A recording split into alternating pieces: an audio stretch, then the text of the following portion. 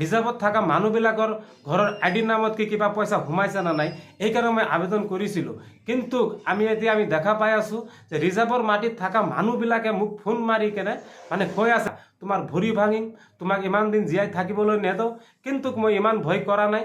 ৰাইজসকল আপোনালোকে বিচাৰ কৰিব, আমাক মতামত দিয়ক, কমেণ্টত জনাই দিয়ক যে আমি এতিয়া কি কৰিম। তো ৰাইজ এই ভিডিঅ'টো আপোনালোকে যিমান পাৰে এই ভিডিঅ'টো আপোনালোকে শ্বেয়াৰ কৰি দিব।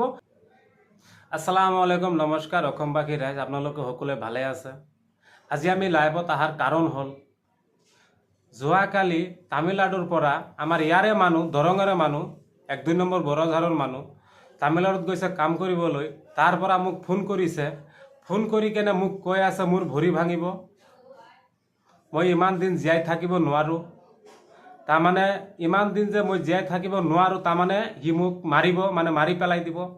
এই ধৰণৰ ফোনত মানে আমাক ধমকি আহিছে। আমি ৰেকৰ্ডিংটো কৰি ৰাখিছোঁ ফোনত, যে মোক কি ধৰণৰ ধমকিটো যে দিলে এইটো আমি ৰেকৰ্ডিং কৰি ৰাখিছোঁ, আপোনালোকক দিম, আপোনালোকে শুনিব পাৰিব।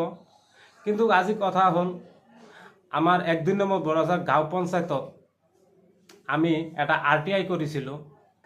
যিবিলাক ৰিজাৰ্ভ মাটিত থকা মানুহে যিবিলাক নেকি আৱাস পলাশৰ ঘৰৰ নেকি আইডি আছে, এই মানুহবিলাকৰ ঘৰ পালে না পইচা সোমালে, এইকাৰণে আমি আমাৰ বেছিমাৰি ব্লকৰ আমি এটা RTI ফাইল কৰিছিলোঁ।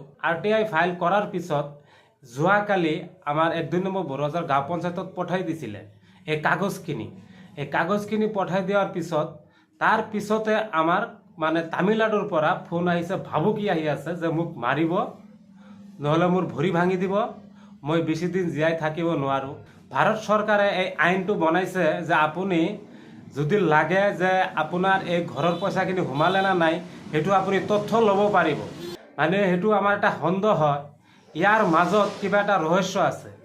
কিয়নো সেইটো এটা RTI ফাইলটো সেইটো পাব্লিকক নিদিয়ে, কিয়নো সেইটো অফিচৰ কাম, এইটো অফিচতো থাকিব লাগে। কিন্তু সিহঁতে তামিলনাডু কাম কৰিবলৈ গৈছে, সিহঁতে কেনেকৈ জানিলে যে মেছেৰে এটা RTI কৰিছে, এইটো কেনেকৈ সিহঁতে জানিলে? সেইটো এটা ৰহস্য তাতে লুকাই আছে।